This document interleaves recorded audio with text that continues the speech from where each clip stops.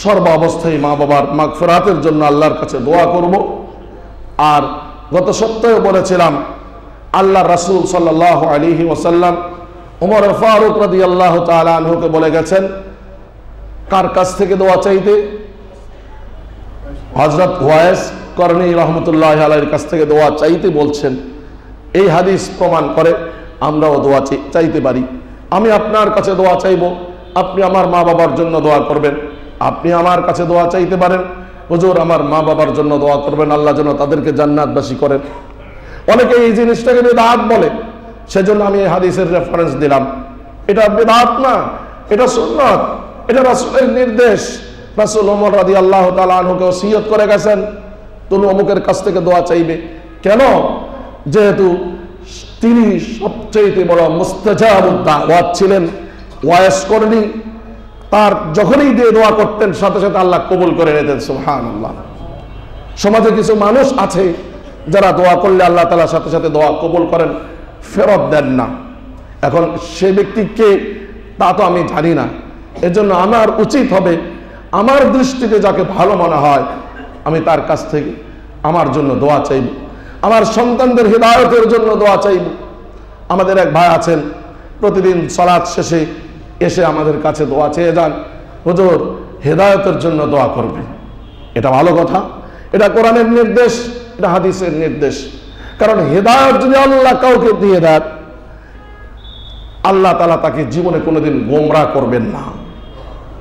মুহতারাম দ্বীনী ভাইরা, আসুন আল্লাহ তাআলা আমাদেরকে শিখিয়েছেন সূরা ফাতিহায় আল্লাহর কাছে হিদায়াতের দোয়া করতে। ইহদিনাস সিরাতাল মুস্তাকিম, হে আল্লাহ আপনি আমাদেরকে সঠিক সরল পথে পরিচালিত করুন। সালাতের মধ্যে সালাত আদায় করার সময় সূরা ফাতিহা তেলাওয়াতের সময় এই মন মানসিকতা থাকতে হবে। যদি এমন হয় ইহদিনাস সিরাতাল মুস্তাকিম পাঠ করে চলে যাচ্ছি কিন্তু মনের মধ্যে এই চেঞ্জ আসে নাই, তাহলে ওই সালাত কিয়ামত পর্যন্ত আদায় করলেও আমার মধ্যে কোনো পরিবর্তন আসবে না। আমার মধ্যে পরিবর্তন আসতে হলে সালাতে যেগুলো পাঠ করি সেগুলো অনুধাবন করতে হবে, বুঝতে হবে।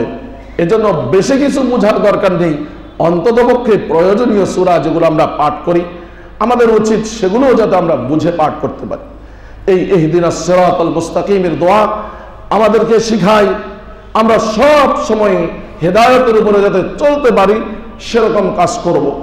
আল্লাহ তাআলা সাথে সাথে বলে দিয়েছেন হেদায়েতের উপরে প্রতিষ্ঠিত যারা ছিল তাদের পথে পরিচালিত হওয়ার জন্য দোয়া করবে। হেদায়েতের উপরে প্রতিষ্ঠিত ছিল তারা কারা? সিরাতাল্লাযীনা আনআমতা আলাইহিম, ওই সমস্ত লোকদের পথ যাদেরকে আপনি পুরস্কৃত করেছেন। তারা কারা? কোরআনুল কারীমের সূরা নিসার 9 আয়াত আল্লাহ বলেন তারা হলো মিনান নাবিয়্যিন ওয়াস সিদ্দীকিন ওয়াস শুহাদা ওয়াস সালিহিন। তারা হলেন নবীগণ, তারা হলেন শহীদগণ, তারা হলেন সিদ্দিকগণ, তারা হলেন সালিহিন, নেককার ফরহেজগার মুত্তাকি ব্যক্তিগণ। মুহতারাম দ্বীনী ভাইরা, সাথে সাথে আল্লাহ তাআলা বলেছেন এই দোয়া তোমরা করো গায়রিল মাগদুবি আলাইহিম, ওই সমস্ত লোকদের পথে পরিচালিত করবেন না যাদের উপর আপনি রাগান্বিত, ওয়ালাদ-দাল্লিন, এবং ওই সমস্ত লোকদের পথেও আমাদেরকে পরিচালিত করবেন না যারা গোমরাহ, যারা পথভ্রষ্ট। তাহলে এই দাল্লিন কারা আর গোমরাহ কারা? পরিষ্কার তাফসিরে আসছে মাগদুব, যাদের উপর আল্লাহ রাগান্বিত তারা হলেন ইহুদি জাতি। তারা কারা? ইহুদি। পরিষ্কার কথা, হাদিসের কথা। দাল্লিন গোমরাহ যারা, এই গোমরাহ কারা? তারা হলো খ্রিস্টান জাতি। তাহলে পরিষ্কার হয়ে গেল গায়রিল মাগদুবি আলাইহিম ওয়ালাদ-দাল্লিন। হে আল্লাহ যাদের উপরে আপনি রাগান্বিত তাদের পথেও পরিচালিত করবেন না। আল্লাহ রাগান্বিত কাদের উপর? কাদের উপর রাগান্বিত? বলেন ইহুদি। ইহুদিদের উপরে কেন আল্লাহ রাগান্বিত হয়েছেন? কারণ কি? কোরআনুল কারীম আমার হাতে সময় কম, আয়াত পড়তে পারতেছি না, আপনারা জানেন। এই ইহুদিরা সবচেয়ে ঘৃণিত কাজ করেছে, তারা তাদের নবীদেরকে হত্যা করেছে। বলেন নাউজুবিল্লাহ। ব্যাপারটা ভালো করে বুঝবেন। খ্রিস্টানদের উপর আল্লাহ রাগান্বিত না, তাদেরকে গোমরা বলেছেন, পথভ্রষ্ট বলেছেন। আর ইহুদিদেরকে আল্লাহ বলেছেন তাদের উপরে আমার গজব, তাদের উপর আমার রাগ। কেন? আমার প্রতিনিধিকে তারা হত্যা করেছে। অন্যায়ভাবে নবীদেরকে হত্যা করেছে। বলেন নবীরা এসে ভালো কথা বলতেন না খারাপ কথা বলতেন? তো ভালো কথা বলার পরেও নবীদেরকে হত্যা করেছে। কেন? একটা কারণে, তাদের ইজম, তাদের যেই দর্শন, তাদের যে চিন্তা চেতনা, সেটা বাস্তবায়ন করার জন্য। বলেন নাউজুবিল্লাহ। ইহুদিদেরকে প্রশ্ন করা হয়েছে, তোমরা কেন বুঝেও ইনি হক নবী, ইয়ারিফুনাহু কামা ইয়ারিফুনা আবনাআহুম, নবী মুহাম্মদ যে একজন সত্য রাসূল, এত ভালোভাবে তারা জানে, যেমন আপন সন্তানকে যেভাবে তারা জানে, তথাপিও কেন তারা এই নবীর উপর ঈমান আনছে না? বলে একটা কারণ, সেই কারণটা হলো আমরা চেয়েছিলাম, কথাগুলো ভালো করে বুঝেন, আমরা চেয়েছিলাম পরবর্তী নবী, বিশ্ব নবী আমাদের মধ্য থেকে আসবে। আচ্ছা আপনি বলেন, আমি যেটা চাই, আমরা যেটা চাই, সেটা কি আল্লাহ করতে বাধ্য? না। আল্লাহ তো আল্লাহর ইচ্ছা অনুযায়ী কাজ করবেন। ফাআলুন লিমা ইউরিদ, তিনি যা চান সেটাই তিনি করবেন। ওয়া মা তাশাউনা ইল্লা আন ইয়াশা আল্লাহ, তোমরা যেটা চাও সেটা আমি করি না, আমি যেটা চাই সেটাই আমি করি। সুতরাং ইহুদিদের চরিত্র ছিল, তারা যেটা চাইতো সেটার বিপরীত কিছু হইলে সেটা তারা মানত না, হোক সেটা আল্লাহর পক্ষ থেকে আখিরি নবী, বিশ্ব নবী। তাহলে এই ইহুদিদের চরিত্র কি ছিল? তাদের ইজম, তাদের আদর্শ বাস্তবায়ন না হওয়ার কারণে একজন সত্য, একজন নয়, অসংখ্য নবীদেরকে তারা হত্যা করেছে। ঠিক আজকের এই পরিস্থিতিতেও, বর্তমান সমাজেও একটা শ্রেণী এমন আছে যে তার আদর্শকে বাস্তবায়ন করার জন্য ওলামায়ে কেরাম, দ্বীনের দিন দরদি ভাইরা, দ্বীনের মেহনতি ভাইদেরকে হত্যা করে। কি বলেন ঠিক কি ঠিক না? এটা যেই হোক, এটা এ গ্রুপের হোক, বি গ্রুপের হোক, আমি বলবো যে তার ইজম, যে তার চিন্তা চেতনাকে বাস্তবায়ন করার জন্য এই টঙ্গীর তুরাগ ময়দানকে রক্তাক্ত করেছে, সে সেই ইহুদিদের চরিত্রবান, সে হলো মাগদুব। আল্লাহর কাছ থেকে, ওই রকম ব্যক্তিদের কাছ থেকে আল্লাহর কাছে পানা চাইতে হবে। তাই আপনাদের পক্ষ থেকে আমি আমাদের সরকারের কাছে উদাত্ত আহ্বান জানাচ্ছি, অত্যন্ত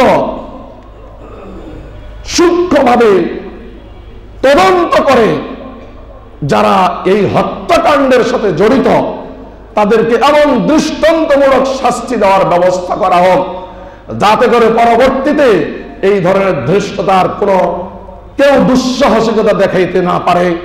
অত্যন্ত আফসোসের সহিত বলতে হয়, আল্লাহর রাস্তায় বের হতে হলে সামানা নিয়ে বের হবে, অথচ এখন দেখি আল্লাহর রাস্তায় বের হচ্ছে সাথে অস্ত্র, সাথে গরু জবাই করার ছুরি, সাথে চাপাতি, সাথে কত ধরনের দেশীয় অস্ত্র। বলে নাউজুবিল্লাহ। এটা কি কোনো দিন হতে পারে? ভুল বুঝবেন না। আমি বলি না এটা জবাইপন্থীর দোষ, আমি বলি না এটা সাদপন্থীর দোষ, আমি বলবো যে এই অন্যায় জড়িত এটা তারই দোষ।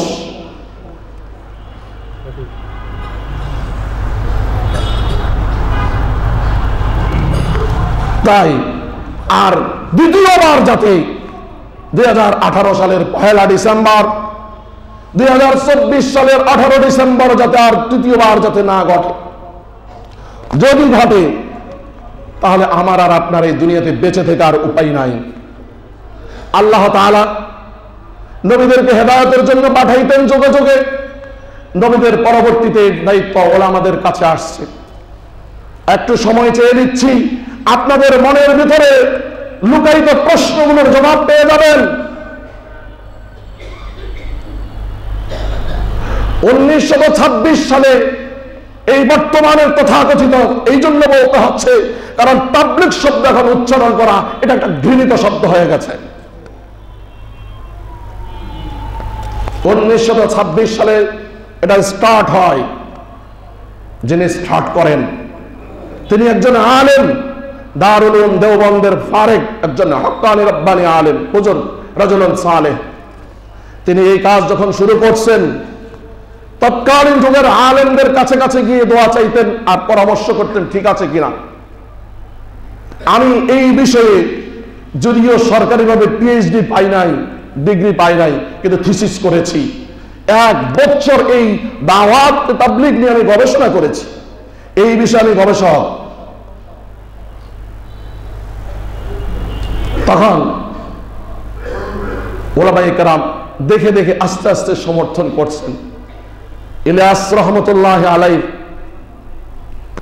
তার ব্যক্তিগত মালফুজা, অর্থাৎ তিনি যে কথাগুলো বলতেন তার অনুসারীরা লিখে রেখেছেন, এটাকে বলা হয় মালফুজাত ইলিয়াস। এই বইয়ের মধ্যে তিনি বলেছেন, যদি ওলামায়ে কেরাম আমার এই কাজকে গ্রহণ করে না নেয়, তাহলে মুসলিম বিশ্বে যেই সমস্যাটা, যেই অসুবিধাটা 200 বছর পরে হতো, সেটা এই তাবলীগের কারণে 200 বছর আগে হয়ে যাবে। কে বলছেন? যিনি তাবলীগের প্রতিষ্ঠাতা, তিনি বলেছেন। কি বলেছেন? এই তাবলীগের কাজ যদি ওলামায়ে কেরাম গ্রহণ করে না নেন, অ্যাকসেপ্ট না করেন, এই জন্য সব সময় বলা হয় কোন জামাত আসলে তাদের সাথে আলেম দিবে, আলেম দিবে। কারণ তাবলীগ মানে আল্লাহ রাসূল বিদায় হজে বলেছেন, বাল্লিগু আন্নী ওয়ালাউ আয়া, আমার পক্ষ থেকে একটা বাণী হলেও সেটা পৌঁছাও। আর এটার প্রমাণ ছিলেন সাহাবীগণ। পরম্পরায় হযরত উলামায়ে কেরাম, আল উলামা ওয়ারাসাতুল আম্বিয়া। সুতরাং উলামায়ে কেরাম যতদিন যেটাকে যেভাবে সমর্থন করবেন সেটাই হক। কারণ রব্বে কারীম সূরা হিজরের মধ্যে বলেন, ইন্না নাহনু নাযালনা যিকরা ওয়া ইন্না লাহু লাহাফিজুন। আমি ইসলাম নাযিল করেছি, কোরআন নাযিল করেছি, এই কোরআনের সংরক্ষণের দায়িত্ব আমি আল্লাহর, আর আল্লাহ তাআলা সেই সংরক্ষণ করবেন উলামায়ে কেরামের মাধ্যমে। সুতরাং উলামায়ে কেরামকে বর্জন করে আমি আপনি কিছুই করতে পারবো না। আল্লাহ রাসূল তিরমিজির হাদিস বলেছেন, লা তাজতামিউ উম্মতি আলা দালালাহ, আমার উম্মতগণ, আমার উম্মতের ওলামারা একটা গোমরাহ বিষয়ের উপরে একমত হইতে পারে না। অতএব আসুন, কে ভুল করেছি, কে সঠিক করেছি আল্লাহ তাআলাই ভালো জানেন। সিসি ক্যামেরার ফুটেজ হয়তো প্রমাণ করতে পারবে অথবা ব্যর্থ হবে, কিন্তু আমি যদি কাউকে ছুরিকে আঘাত করি, আমি যদি কারোকে ছুরি চালাই, অন্ধকার রজনীতে কেউ দেখে নাই, দেখেছেন আল্লাহ। অতএব আসুন, তাওবার পথ খোলা আছে, উন্মুক্তভাবে তাওবা করুন, হককে মেনে নিন। হক যুগে যুগে এইভাবেই মাজলুম হয়েছে, অত্যাচারিত হয়েছে, বদরের প্রান্তরে অত্যাচারিত হয়েছে, মাজলুম হয়েছে। এভাবে হক্কানিয়াতের রক্তের বিনিময়ে আল্লাহ ইসলামকে বিজয়ী দান করেছেন। মুহতারাম দিনী ভাইরা, শুধুমাত্র ওই আল্লাহর কাছে ঘৃণিত, ওই রাগান্বিত জাতি ইহুদিদের মতো আমার যেটা ডিমান্ড, আমার যেটা আদর্শ, সেটা বাস্তবায়ন করতেই হবে, এটা ইহুদিদের চরিত্র। এরপরে আসুন, আমি খতিব যদি আপনাদেরকে বলি আমি আপনাদের একক জিম্মাদার, এটা ঠিক না।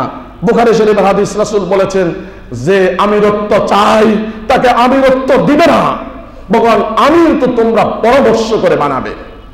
আমি আর ওই কথা বলছি না যে মানুষ ছোটখাটো ভুলের কথা বলে, এই ভুল সেই ভুল অমুক ব্যক্তি করেছে, আর ভাই ভুলগুলো ডাস্টবিনে ফেলে দিলাম। মূল সিদ্ধান্তের মধ্যে আসেন। মুসলমানদের কাজ তো ও আমরুহুম শুরা বাইনাহুম, পরামর্শ অনুযায়ী চলবে। সুতরাং আমি যদি ভুল করে থাকি, এখনো তওবার সুযোগ আছে। আর উম্মতকে, সারা বিশ্বকে মুসলমানদের মধ্যে বিভাজন দেখতে চাই না। একই প্ল্যাটফর্মে আসে। হযরত সাহাবায়ে কেরামের মধ্যেও দ্বন্দ্ব ছিল, মাঠে ময়দানে দ্বন্দ্ব থাকতো, আর খাবারের দস্তরখানে এসে একসাথে খাইতেন। যদি আল্লাহর জন্য দ্বন্দ্ব হয়ে থাকে, আমার আপনার চরিত্র তো সেরকমই হতে হবে। কিন্তু আমরা তো এখন কিরকম, একজন আরেকজনকে দেখলে চেহারা ফিরিয়ে ফেলি, সালাম দিই না, একজন আরেক দিকে তাকিয়ে থাকি। তাহলে বোঝা গেল আমার এই মতানক্য, এই ইখতিলাফ আল্লাহকে খুশি করার জন্য নয়। আল্লাহকে খুশি করার জন্য তো ওইটাই যে আল্লাহর জন্য দিনের বেলা কাজ করেছি, রাত্রে একসাথে আমরা কাজ করতেছি, ভাই ভাই, ইন্নামাল মুমিনুনা ইখওয়া। সুতরাং আবারও আমরা আল্লাহর কাছে ফরিয়াদ করছি, হে প্রভু, মুসলমানদের মাঝে আমরা এমন রক্তাক্ত হতে চাই না, দেখতে চাই না। আপনি আমাদেরকে হেদায়েত দান করেন। আমরা সকলেই আপনার কাছে হেদায়েত প্রত্যাশী। আল্লাহ তাআলা সারা বিশ্বের মুসলমানদেরকে একই তরিকায় এসে এই মেহনতের সাথে জুড়ে দিয়ে সবাই কাঁধে কাঁধ মিলে দ্বীনের কাজ করার জন্য তৌফিক দান করেন। আমিন। ওয়া আখিরু দাওয়ানা আলহামদুলিল্লাহি রাব্বিল আলামিন। যারা সুন্নাত আদায় করেননি, মেহেরবানি করে সুন্নাত আদায় করে নেন।